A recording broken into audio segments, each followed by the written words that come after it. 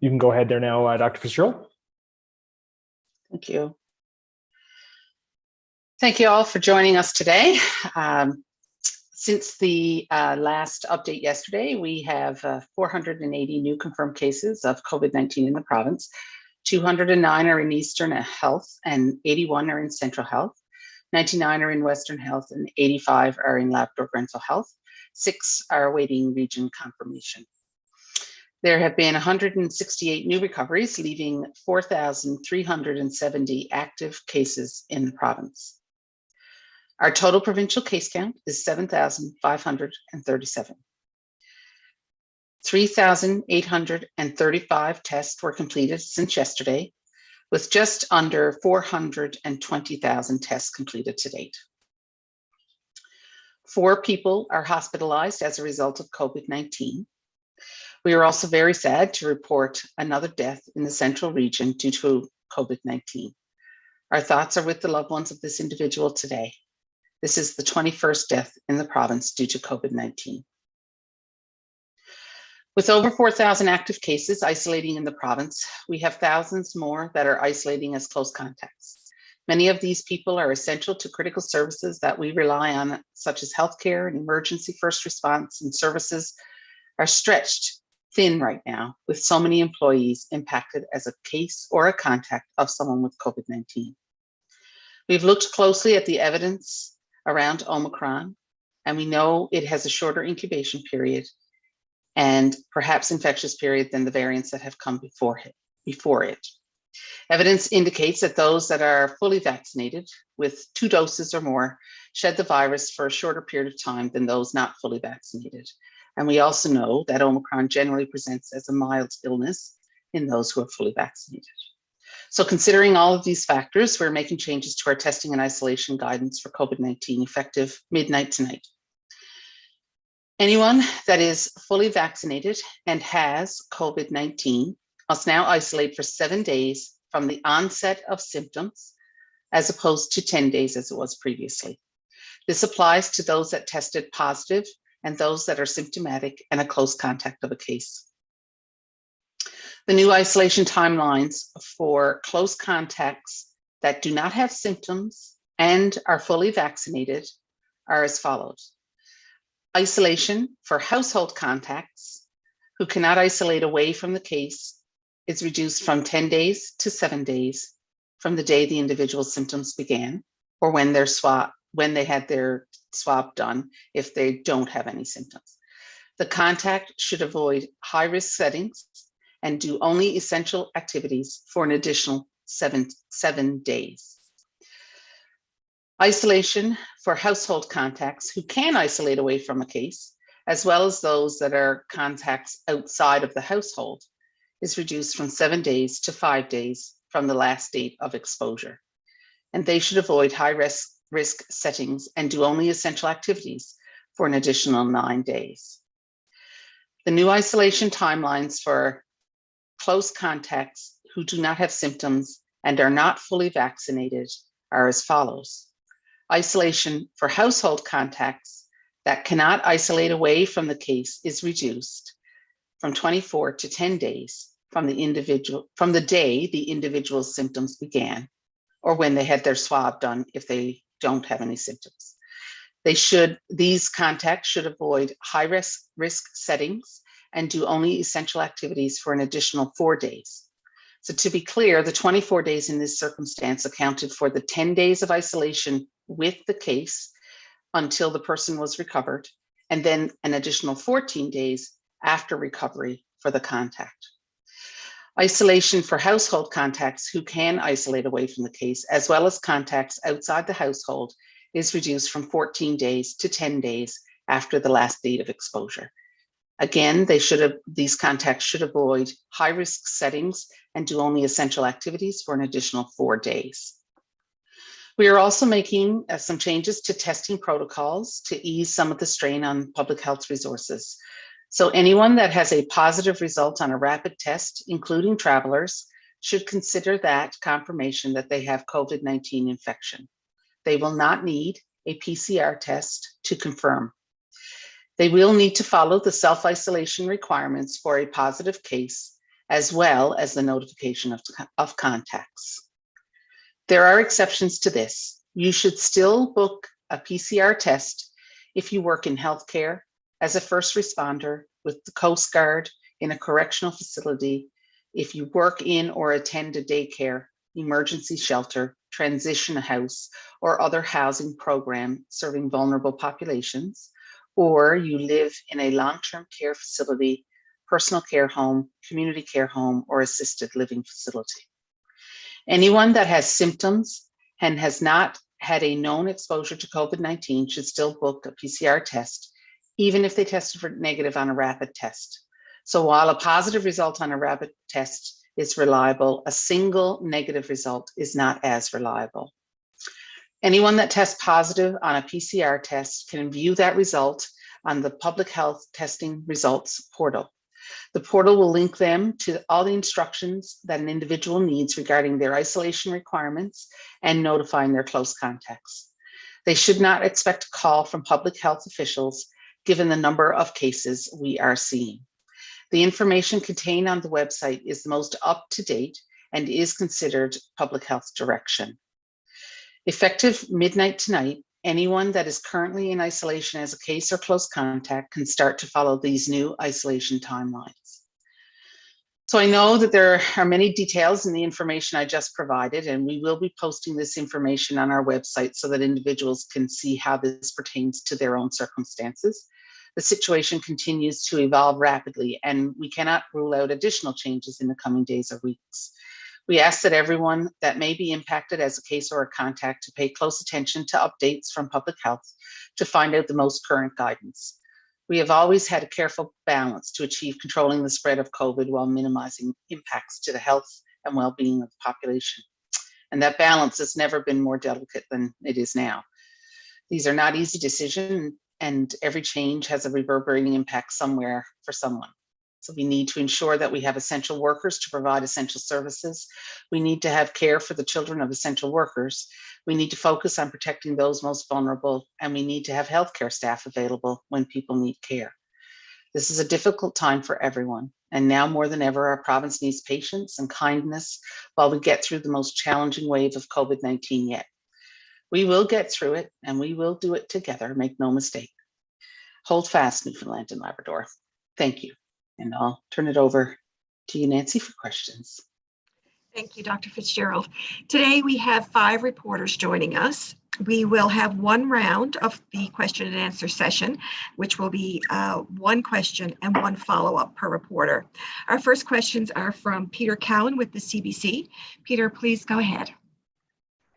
Dr. Fitzgerald, how much was today's decision influenced by the pressures that we're seeing on the healthcare system with so many people isolating either because they have COVID or they were exposed and are isolating for that reason? Certainly it played a role in us making that decision. We know that, we certainly, I mean, if we didn't have that evolving or an emerging evidence to suggest that we could do this, obviously safely, then we would have to find another way. But we certainly look to that science as well, of course. But, there's no doubt that this had a major impact on the provision of essential services. And we do have to keep that in mind as well and take that into consideration when we're making these kinds of decisions. So as everywhere else has had to, so it did play a role for sure. The federal health minister said today that he thinks provinces are going to have to go down the road of making vaccinations mandatory. He stressed that that was his personal view rather than official government policy.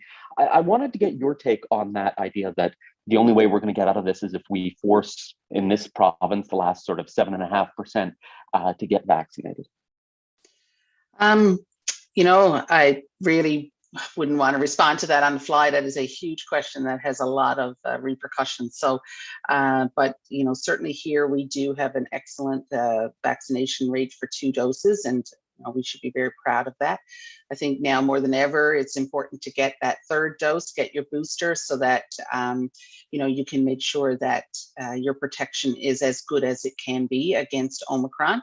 And we know that people who have a booster dose seem to do much better with regard to severe symptoms. So that is very important.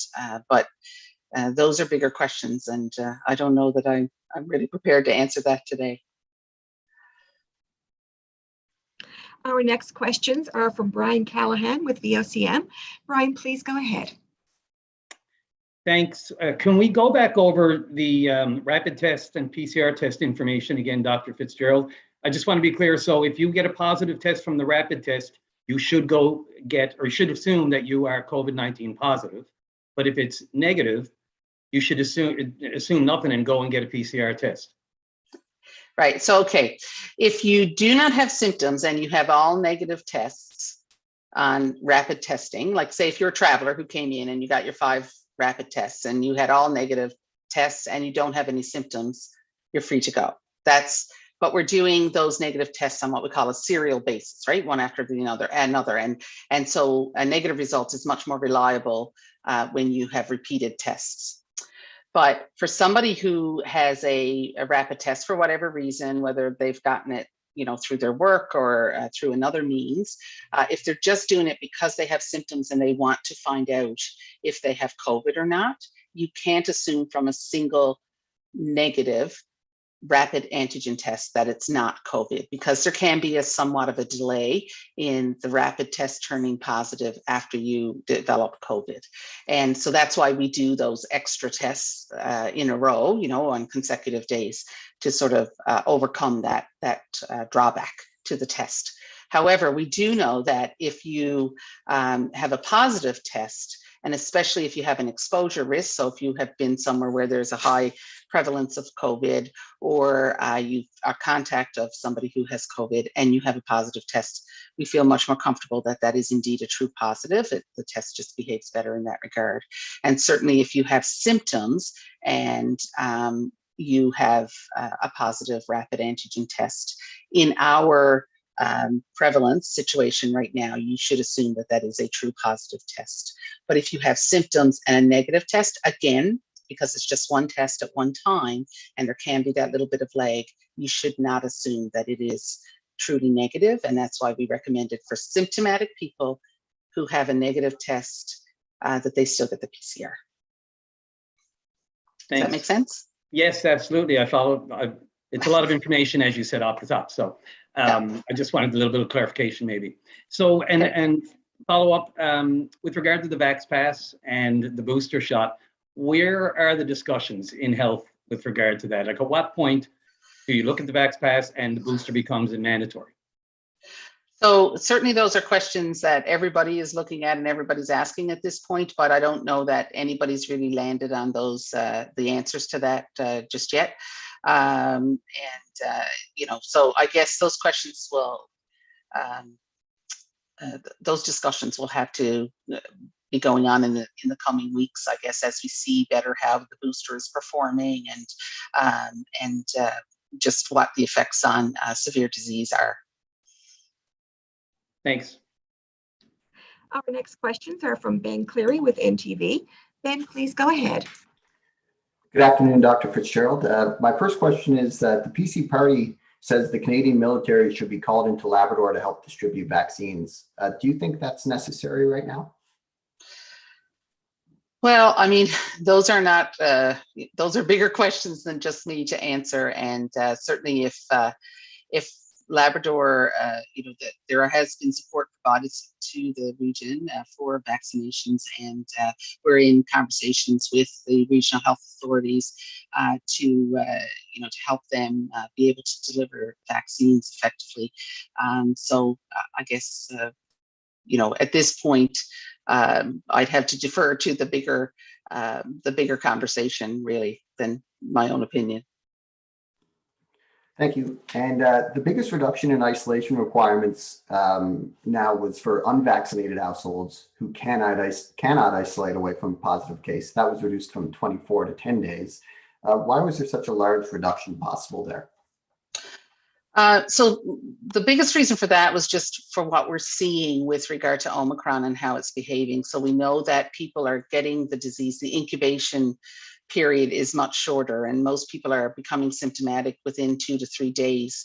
And so we feel that, with exposures, by the time 10 days rolls around, that person, if they're going to spread it to someone in their household, they've already done it.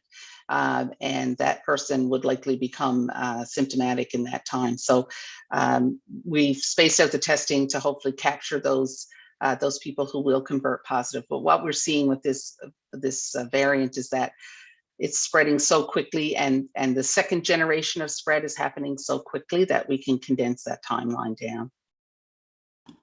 Thank you. Our next questions are from Ronelle Legros with All Newfoundland Labrador. Ronelle, please go ahead. Dr. Fitzgerald, have we gotten to the point where asymptomatic healthcare workers who have tested positive for COVID might be called on for help regardless of their positive results? And if not, do you think? Oh, sorry, Ronelle, we've lost you. Okay, I'm not really sure how much of that you caught, so I'm just going to start. I'm just wondering if we've gotten to the point where asymptomatic healthcare workers who might have tested positive for COVID might be called on for help regardless of their positive results. And if not, do you think it might be coming to that?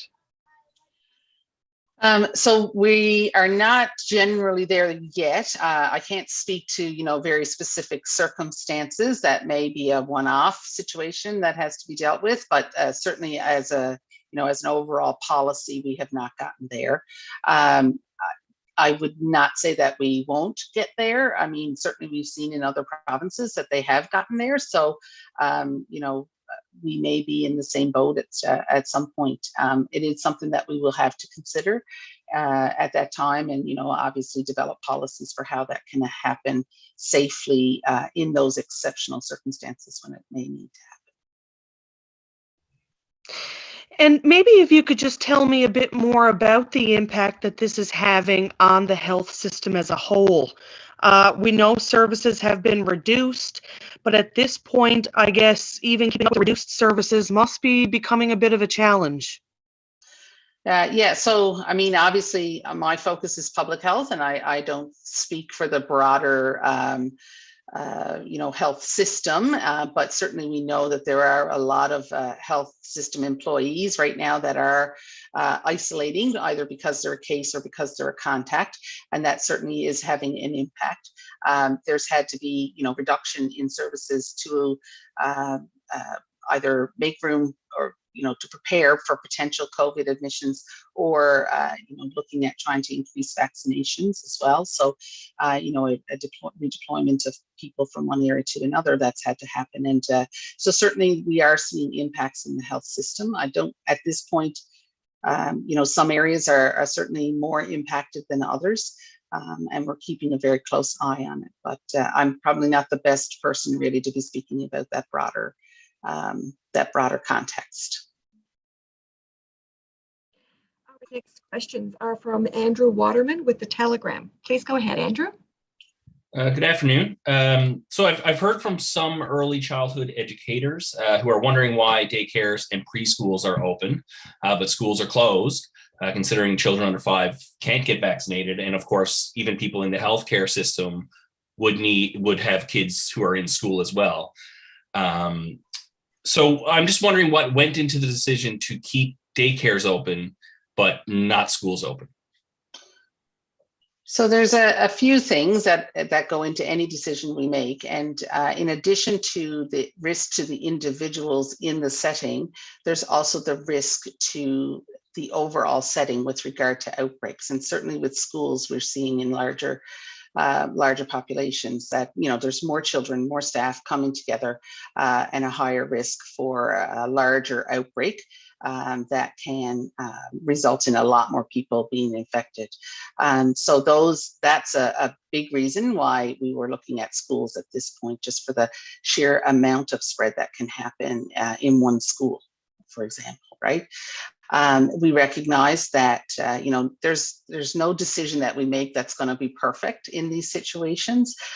We try to make the best ones we can that allow for a reduction in risk, as while allowing society to function as best as possible. So we recognize that this is one of those decisions that is not perfect, but we certainly know that daycare workers or childcare workers are a large essential service, and certainly we are we're really, as a society, in their debt for what they have done throughout this pandemic, and really come to work and showed up and done what they have done to allow our society to continue to function. And so but it is the difference is really looking at the overall situation and the potential impacts with regard to spread. Thank you.